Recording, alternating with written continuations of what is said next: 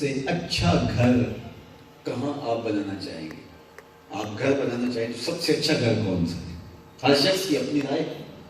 کسی نے کہا جناب جو شہر کے وسط میں گھر ہے وہ گھر اچھا ہے, زندگی کی تمام تر بنیادی سہولتیں وہاں آسانی سے دستیاب ہوتی ہیں. کسی نے کہا نہیں, اعلی نسل سوسائٹی میں گھر ہو تو آج کی جدید دنیا میں وہاں بندہ آسودگی زیادہ محسوس کرتا ہے. کسی نے کہا نہیں, پہاڑ کنارے ہو, کسی پہاڑ کی چوٹی پہ ہو تو وہاں کھلی آب و ہوا میسر آتی. کسی نے کہا نہیں, دامن پہاڑ میں ہو. کسی نے کہا جناب کسی ساحل سمندر پہ گھر ہو, ڈیم کنارے ہو. کسی نے کچھ کہا, ہر شخص کی ایک رائے ہے.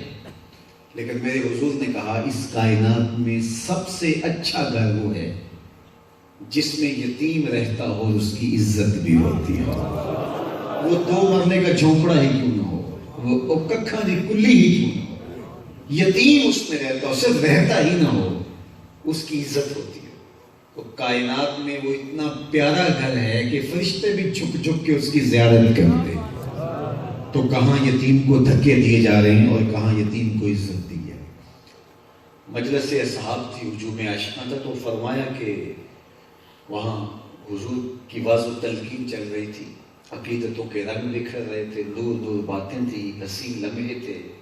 تو ایک شخص نے کہا حضور میرا بچہ گم ہو گیا اور مل نہیں رہا, تو ماں اس کی الگ پریشان ہے, میں الگ اذیت میں ہوں, تو کوئی دعا فرما دیجئے کہ 2 دن سے بچہ مل نہیں رہا تو وہ مل جائے. قبل اس سے کہ ہاتھ اٹھتے اور اجابت کے سارے در کشادہ ہو جاتے.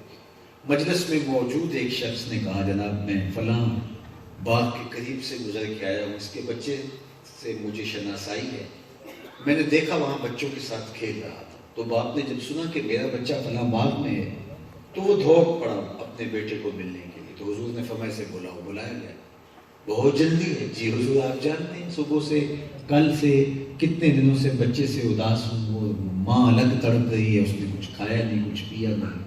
تو جب یہ خبر ہوئی کہ بچہ فلاں باغ میں ہے تو میں جلدی سے اسے ملنا چاہتا ہوں, اپنی آنکھیں بھی ٹھنڈی کروں اور اس کی ممتا کی ماری ماں کے دل کو بھی قرار پہنچے. میں ضرور جاؤں, تمہیں روکتا نہیں, روکنے کے لیے بلایا بھی نہیں, لیکن تمہیں بلایا ہے تو اس کا بھی ایک مقصد تھا. جی حضور ارشاد فرمائیے. فرمایا جب باغ کے کنارے جاؤ اور بچوں کے ساتھ اپنے بیٹے کو کھیلتا ہوا دیکھو تو اس کو بیٹا بیٹا کہہ کے پکارنے نہ لگ جانا, اس کو گھر لے جانا, اس کا جو نام رکھا ہے اس نام سے آواز دینا. حضور میرا بیٹا ہے کہ بیٹا کہہ کے پکاروں تو حرج بھی کیا ہے. فرمایا تم کئی دنوں سے بچھڑے ہو, تمہارے لہجے میں بلا کا رس ہوگا اور تم نہیں جانتے, ہو سکتا ہے کھیلنے والوں میں کوئی یتیم بھی کھیل رہا ہو, اور جب تم اپنے بیٹے کو بیٹا کہہ کے پکارو گے تو اس کے دل پہ زخم آئے گا, آج میرا باپ ہوتا تو مجھے بھی بیٹا کہہ کے پکارتا. یہ حضور کا دیا ہوا دین ہے. یتیم کے سامنے اپنے بچے سے محبت کا اظہار نہ کرنا, بیوہ کے سامنے اپنی بیوی سے ملاطفت کرنے سے منع کر دیا گیا, غریب کے سامنے اپنی دولت کی نمائش کرنے سے روک دیا گیا, بلکہ فرمایا اپنے گوشت کی خوشبو سے غریب ہمسائے کو تکلیف نہ دو, یا تو تھوڑا سا پانی زیادہ ڈال دو, شوربے کی پیالی ہمسایوں کے گھر میں بھیج دو, اور اگر ایسا نہیں کر سکتے تو ایسے زاویے میں کھانا پکاؤ کہ غریب کے بچوں تک اس کی مہک نہ جائے. بچے ہیں ضد کر بیٹھے, غریب مزدور باپ ضد پوری نہ کر سکا تو بلکتے بچوں کے آنسو کون پوچھے.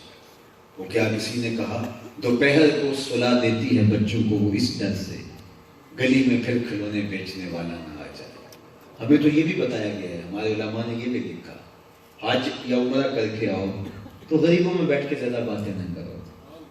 حج عمرے کی باتیں بھی علماء کی ذمہ داری ہے کہ وہ آگے ہی دیں, لیکن اتنا زیادہ نہیں کہ جو محروم لوگ ہیں, آپ عمرہ کر کے آئے ہیں, حج کر کے آئے اور وہاں کی باتیں ان کے سامنے کر رہے ہیں, تو ہر وقت جب آپ باتیں کریں گے تو ان کو بہت زیادہ طلب ہوگی اور وہ طلب ان کی جو ہے وہ پوری نہیں ہو پائے گی, تڑپ بڑھے گی لیکن ان کو راستہ نہیں مل رہا ہوگا. ہمیں تو یہ بھی کہا گیا, اور ہم بڑی بڑی گاڑیوں کی باتیں غریبوں میں بیٹھ کے کر رہے ہوتے ہیں, کروڑوں اربوں کی باتیں کروڑ پتی ارب پتی لوگوں میں بیٹھ کے کیا کرو, لیکن غریبوں میں بیٹھ کے نہ کیا کرو, ان کا دل دکھتا ہے. ہمیں پتہ بھی نہیں ہوتا اور وہ بیچارے کس اذیت سے گزرتے ہیں. ہمیں اس بات کی ترغیب دی گئی ہے. کسی نے کہا تھا کہ امیر لوگ آسائش نہ چھوڑیں بھلے نہ چھوڑیں, لیکن نمائش چھوڑ دے تو غریبوں کی جان سوکھی ہو سکتی. آسائش نہ چھوڑیں، اپنی زندگی آسودہ گزاریں جس طرح اللہ نے ان کو بڑا دیا ہے، لیکن نمائش نہ کریں جس سے لوگوں کے لیے اذیت بنے۔ تو لوگوں کے لیے آسانیاں پیدا کرنے کی ترغیب دی، تو کہاں یتیم کو دھکے دیے جا رہے ہیں، اور کہا یتیم کے سامنے اپنے بچے سے بھی پیار کا اظہار نہ کرو، یہ گھر کر لینا جہاں یتیم ہو وہاں اس بات کا خیال رکھنا، کہیں جو ہے وہ اس کا دل نہ پسیج جائے اور وہ اذیت میں نہ چلا جائے۔ تو کہاں انسانیت سسک رہی تھی اور میرے حضور نے آ کے کہاں سے اٹھا کے کہاں تک پہنچا دیا۔ غلامی